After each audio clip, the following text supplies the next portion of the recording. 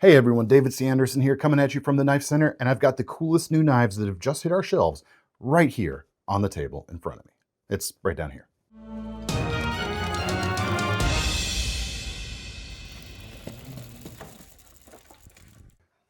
Hey everyone, welcome to the show. So a bit of an explainer first for this different camera angle you're looking at.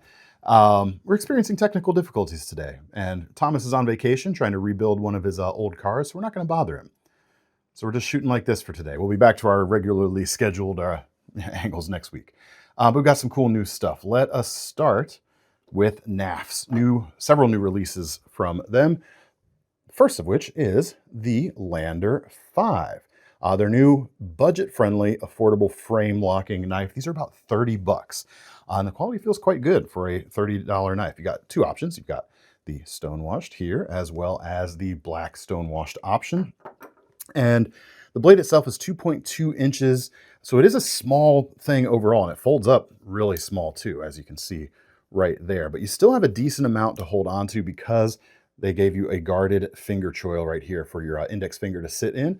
And for me, in my slightly larger than average hands, it winds up being about a 3.5 finger grip, and I can kind of choke up a little bit and feel pretty solid on that. The drop point blade is thin with a high flat grind for sliciness and versatility with the shape. Steel is 8CR series stainless, which is perfectly fine for this price range, of course. Stone-washed frame lock with a steel frame there.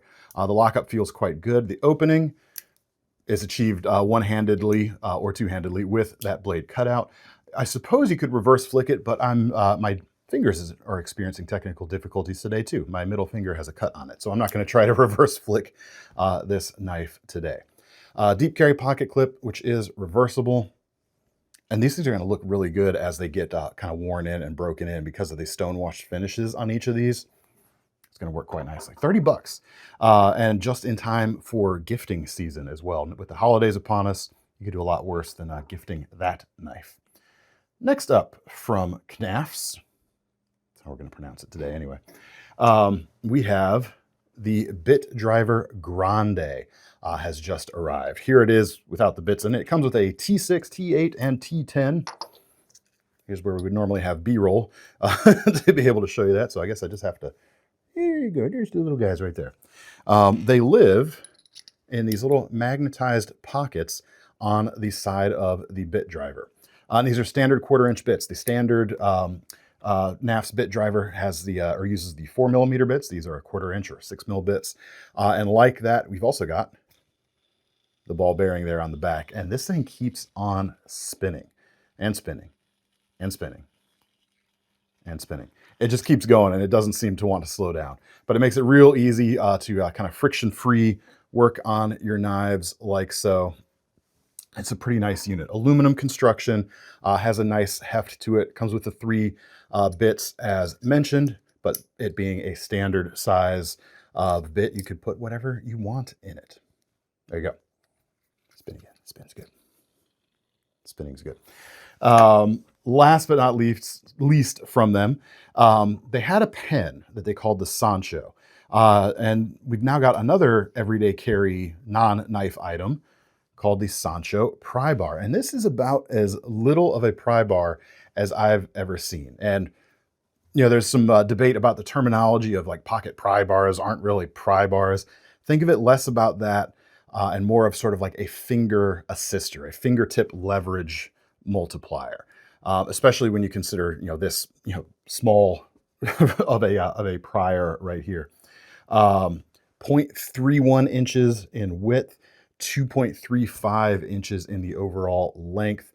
Fairly aggressive grind at the tip, so it's not sharp, but you do have a pretty pointy corner right there. So you could probably open packages with this even in a pinch. But if you're using this as sort of a flathead screwdriver, of course, popping out like stuck batteries, any other kind of little things that your fingertips aren't quite enough and you need just a little bit of extra gumption, this is going to give it to you. Price on this, titanium, about 20 bucks. Comes with the little fob right there, of course. Really easy to find a place for this on your keychain or in any other kind of EDC kit. Probably too close to focus on, but hey, there you go. The Sancho Pry Bar. They've got the Lander series. Maybe they could have called this like the landing strip or the Lander strip. I don't know. It works in my head anyway. Next up, we have got the new drop forged knife from K-Bar. This is in collaboration with Les George. This is called the George Roscoe drop forged fixed blade. Oh, look at that. We got reflections. You can see me recording in the blade itself right now. That's kind of fun. Like the K-Bar wrench knife, which has been out for a couple of years now, this is made in the USA and coming in at $50, which is a really nice price for a USA made knife, especially one as robust as it is, thanks to this drop forged construction right here. All single piece, nothing to kind of break or fail apart from the knife itself. You've got the ring right there, right? So you can use it in an index finger like so. It kind of does a little bit of the same stuff that the K-Bar TDI knife does, in that it points forward and you kind of like just point and punch, kind of like a push dagger as well. Personally, I really am liking the middle finger through that ring because it feels very stable. It feels less likely if I strike something hard that my fingers are going to kind of move forward onto the edge. You still do run that risk because there's no actual integrated guard here, so keep that in mind. But this feels really nice for an aggressive type of scenario. You could pinch it really nice if you're just using it for daily utility, or even hold it like so if you're kind of cutting through long strips of cardboard or any other types of big cuts like that. Pretty cool. And $50. I don't know if I mentioned that yet or not. The sheath is like so. Help if I'm actually looking at it, huh? It doesn't come with any belt attachment hardware, but it does have these split slots right here. So between the hole and the slot, you can use pretty much any aftermarket attachment, but you also don't need an aftermarket attachment because you can slip your belt through these without even having to take your belt off. It's retained by a little tab right here, and it's really natural actually to grab it. You don't have to think about it when you're going to disengage it because your finger goes in and kind of pushes it back and out of the way naturally. At least mine does when I'm going to grab it. So there you go. That is the George Roscoe for $50. Next up, on the keep kind of the small knife train going for a few more options. We've got several sprint run Spydercos to talk about. First is the Lil Native, and this is the wrong one. Hey, but that's okay. I picked up the wrong one when I went to the warehouse earlier today. So the Lil Native in 15V steel, which is a steel that Spyderco has a bit of a stash of, but it has been discontinued.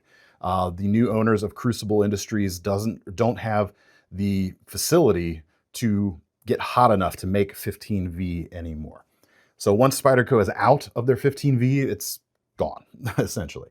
This is the compression lock version, which we still do have in stock, obviously, since I grabbed the wrong one. The lockback version is what is technically new this week, and that's coming in about $183 and some change. Handle and everything else is the same. It's just a difference of a lock there. Pocket clip is different too. You don't have the wire pocket clip on the lockback version. You have the more sturdy bent steel clip. Like the Lander 5, this is a knife that takes advantage of a guarded finger choil to give you a full-sized handle, more full-sized, in fact, than the Lander 5. Here's the two next to each other, if you're curious as to how they stack up. Blade length, 2.42. Some of that is sacrificed for the grippable area, of course, but it is sturdy, full flat grind, slices well enough. 4-position pocket clip on the lockback version. This one, obviously, 2-position wire clip. And you get to do this, the flicky thing. You can't really do that with the lockback. But anyway, this is a knife that feels really good for a small knife that you want to do bigger cuts with. I personally own one of the slip joint versions of this, and it's fantastic in the same regard, even without the locking mechanism. So check it out. Lil Native lockback, not compression lock. Now I sprint run actual compression lock. The MicroJimbo sprint run is here. $270 for this. You've got an S90V blade, 2.45 inches, and peel ply carbon fiber. So you get not only the crazy high edge retention that S90V brings to the table, you've also got the texture that peel ply orientation of the carbon fiber brings. You can kind of hear it. Well, I think you can hear it as it goes through its paces right there. You've got a 3 to 3.5 finger grip, depending on your hand size. If I need to choke up, yeah, I can still get all 4 fingers on there, as you can see, and really push that small Wharncliffe blade heavier, which is a nice thing. You don't get so much of a integrated guard like you might on the little Native, however. Keep that in mind. 2-position wire clip. You got the compression lock. You can do that flicky thing for real. Oh, so nicely. Bit of a self-defense knife in its standard Yojimbo form. I think it's less of a self-defense knife in the smaller size, but a great utility knife nonetheless. Next up, the last sprint run Spyderco, we have the new version of the Trailing Point Bill Moran fixed blade, $375 for this. The handle is the same as the standard. So if you were hoping for upgraded handle materials, it's still the injection molded. The shape, however, is absolutely excellent. Bill Moran was renowned for his handle ergonomics, and you get to enjoy that really nicely on this hunting knife here. It just kind of nestles into the palm so nicely. And the upgrade here is the blade steel. We've got Damasteel, which is a powder metal version of a Damascus-like product. These are limited as well. 1,180 pieces overall. But look at that nice, graceful shape. You've got the signature there, of course, on the back. Just beautiful, great, and slicey. What's not to love, quite honestly. There you go. Next up, one more Spyderco. Oh, I should probably show you the sheath, huh? Yeah, I'll do that. Here it is. Nice, thick leather. You've got some, a pocket right there and a horizontal set of loops for carrying it cross draw. We're hearing some background noise coming around. If it's coming through to you guys, don't worry about it. That's just, again, part of our technical difficulties for today. And if you can't hear it right now, just ignore that I said anything. Anyway, that's that. Next up, one more Spyderco, not a limited sprint run, however. This is the COBOL right here. It is a slip joint or a non-locking knife. Anyway, it's actually a kind of double sprung detent right here. The titanium frame itself is what is acting as the sprung bars holding the detent balls in place. So you can actually see that moving just a little bit. Or I can try to show it. You might be able to see it flaring out a little bit from this angle. It's going to be hard to see with this camera angle, so I do apologize. There, you can kind of get it. That's pretty cool, huh? $251 and some change. You've got M390 steel in this compound ground Tonto configuration, 3.63 inches on the length, titanium for the handles and the wire pocket clip. Unguarded finger choil here at the front, so even though the edge is exposed when you get your fingers up there, it does have the advantage of if the blade starts to pop closed, your finger is hopefully going to be there to keep it from closing further and actually doing damage, so to speak. Opening is achieved by the front roll right here. It's not really a front flipper. It is more of a slow roll type of opening, as you can see right there. Paul Alexander is the designer of this knife. I should mention that since his logo is visible here. From the back, another cool little detail. You got a hole in the blade, hole in the handle, and they line up when closed. Pretty cool, huh? I think so. What if you like a Tonto blade, but you don't like the non-locking Tonto blade? Well, I have a small everyday carry fixed blade for you here. And North Mountain Blade is the maker, and they have seriously been impressing us with the quality that they're bringing to the table, especially when you factor in the money. Like, this is just a greatly constructed, well-built knife, full stop. The fact that it's only $120 is like astounding. It's just really, really good. You got a 3.5-inch blade and a shorter handle. But as you can see, again, slightly larger than average hands. I've still got a full grip on that knife.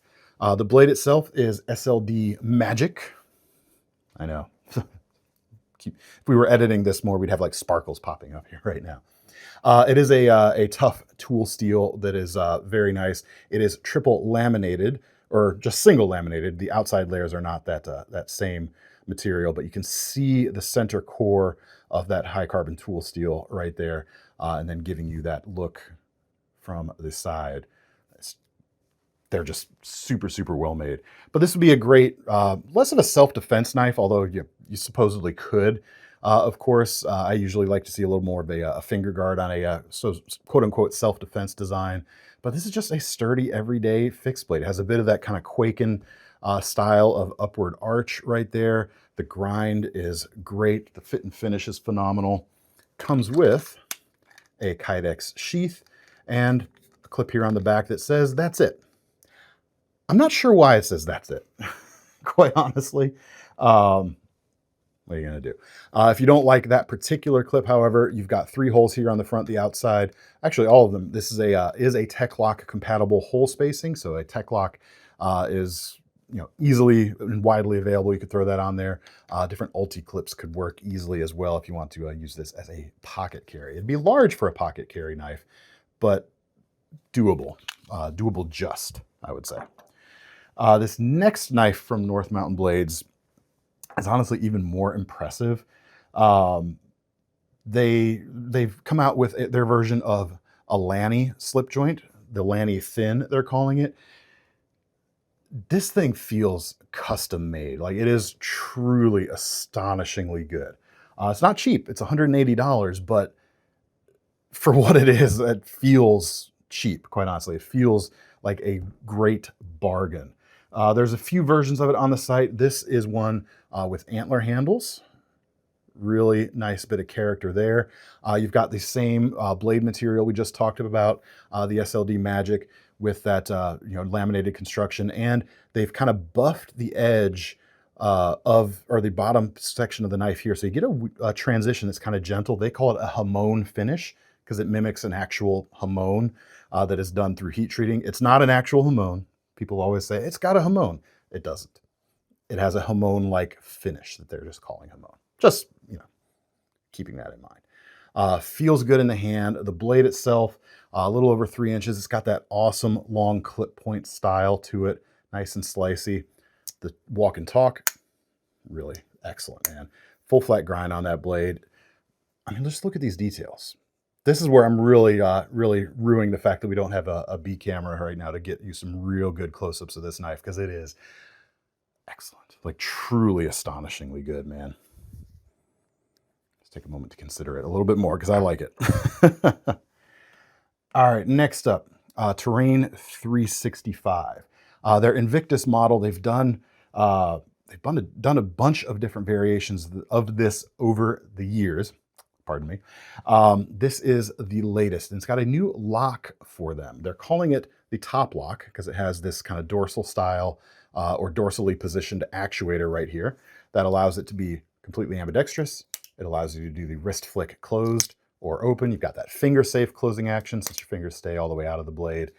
What this is, it's less like a shark lock or the Sneck Super Lock. Best as I can tell, this is actually a crossbar lock. It's just hidden from view. You've got the G10 handles covering over the crossbar because, again, no second camera angle. This is going to be real difficult to see. But when we look down in here, we see a round crossbar. And this part that you actually actuate is kind of a cage that sits on top of the crossbar and allows you to actuate it back and forth. Because we also don't see any springs on the inside, but they could very easily have those Omega springs in between the liner and the G10 right here. It's pretty cool, but it's also, it's a crossbar lock. I just want to let you guys know what it exactly is.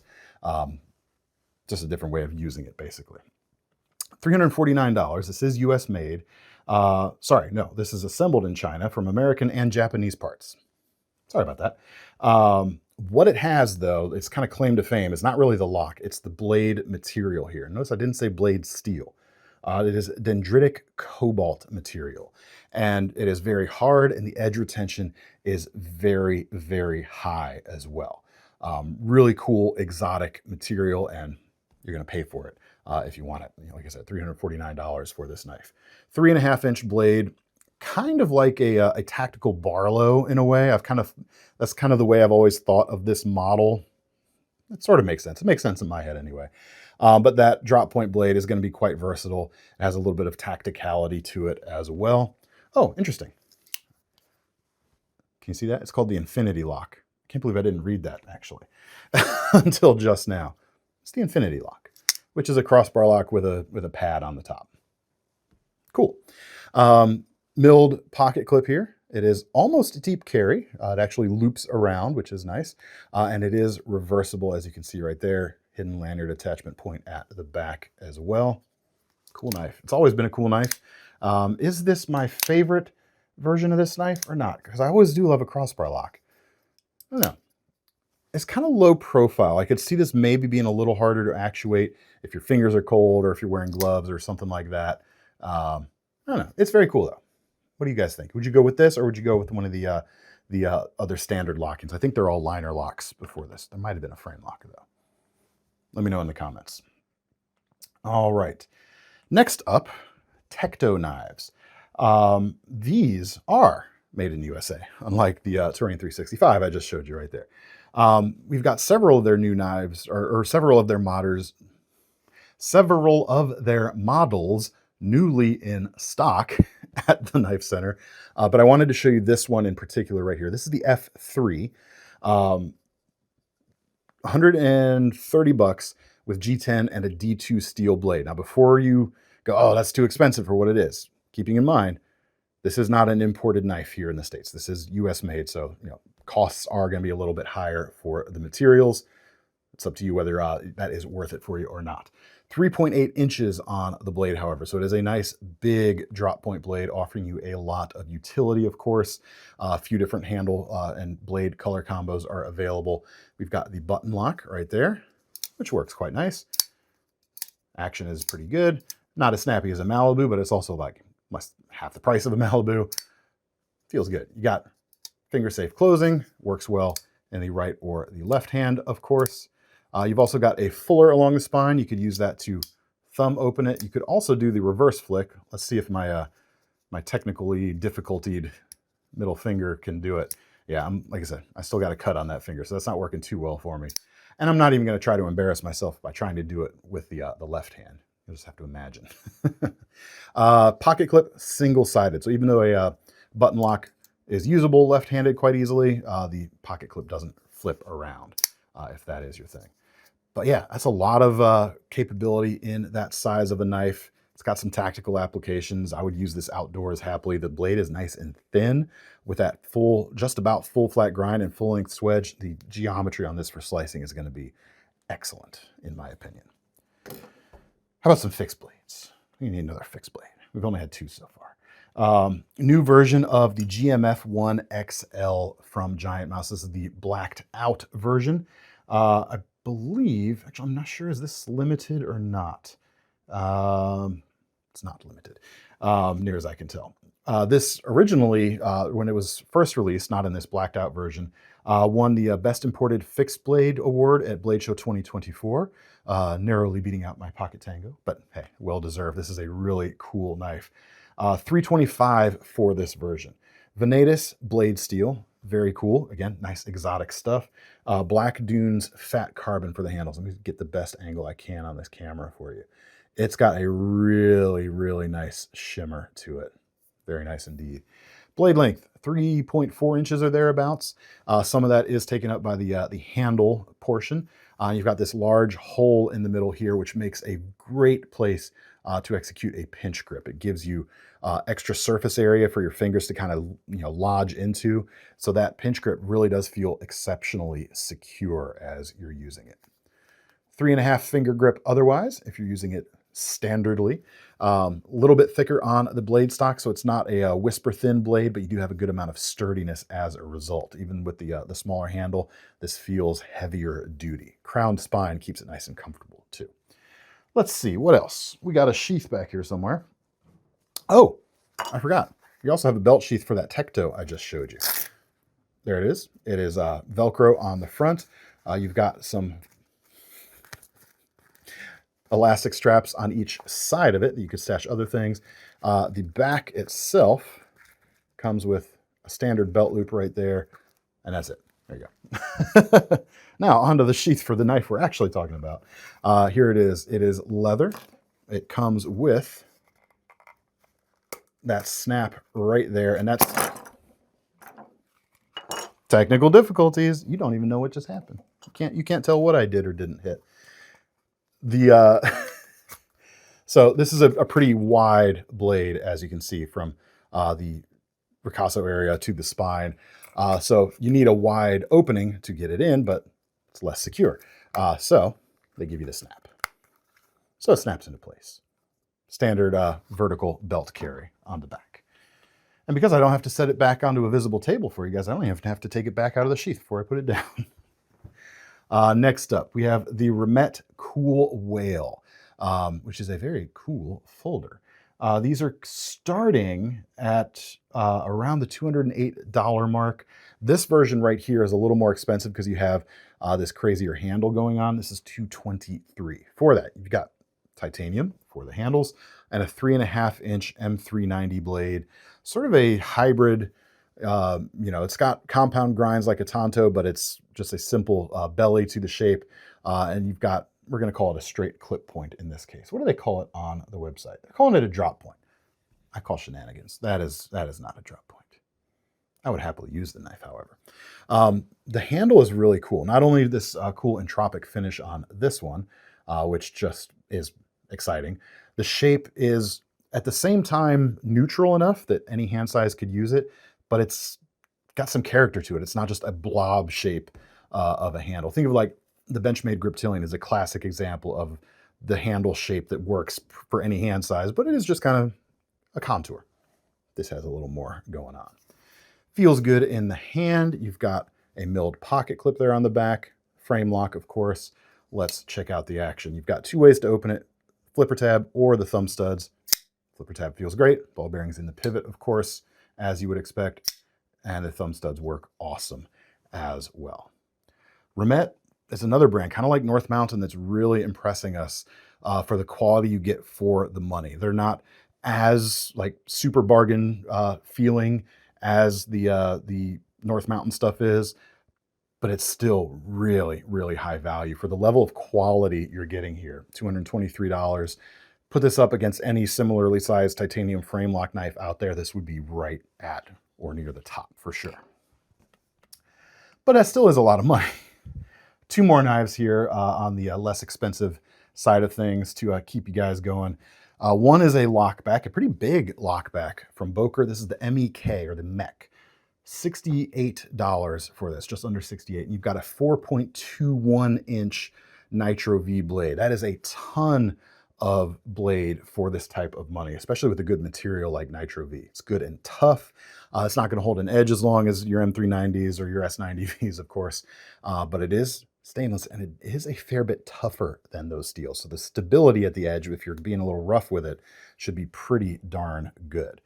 It's thinly constructed overall. It's not quite thin enough to have been on our thinnest knives of all time episode we did a couple weeks ago, but stainless steel handle with a backlock keeps things very slim indeed. Deep carry pocket clip, which is reversible. It's a little bit is going to stick out above your pocket.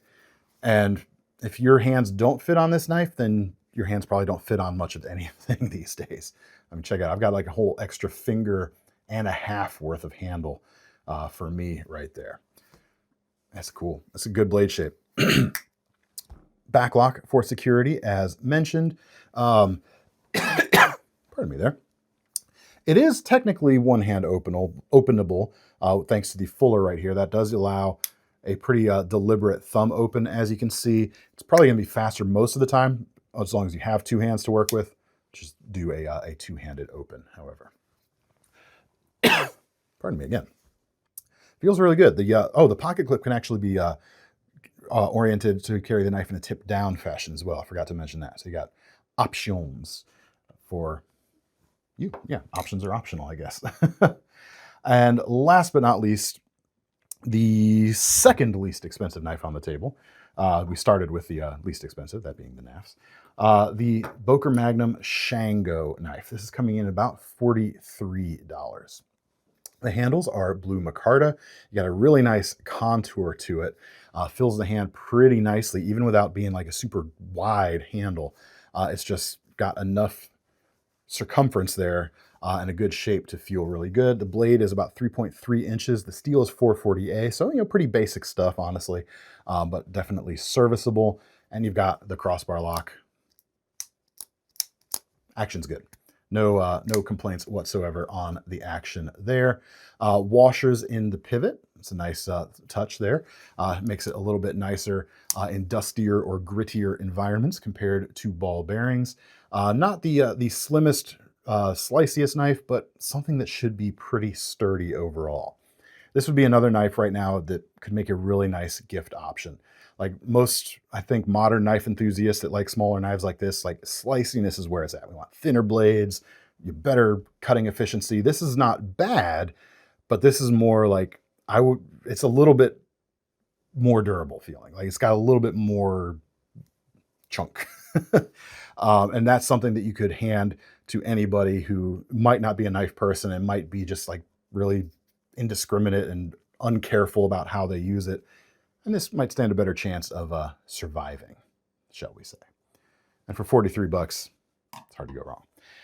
Anyway, that's all I've got for today. Thanks for sticking through the single shot version of the show today. As I mentioned, next week we should be back to our regular level of quality. I was about to say our high level of quality, but whatever level of quality that you've been accustomed to from us, we'll be back there next week. Let me know what you thought of the knives down in the comments. If you want to get your hands on any of these knives, check out the links in the description. Those will take you to KnifeCenter.com where you can pick one of these up for yourselves. And don't forget while you're there about our long-running Knife Rewards program or our Sezzle payment options at checkout so you can break things up into some more manageable payment chunks on some of these more expensive knives. That's it for now. I'm David C. Anderson from the Knife Center, signing off. See you next time.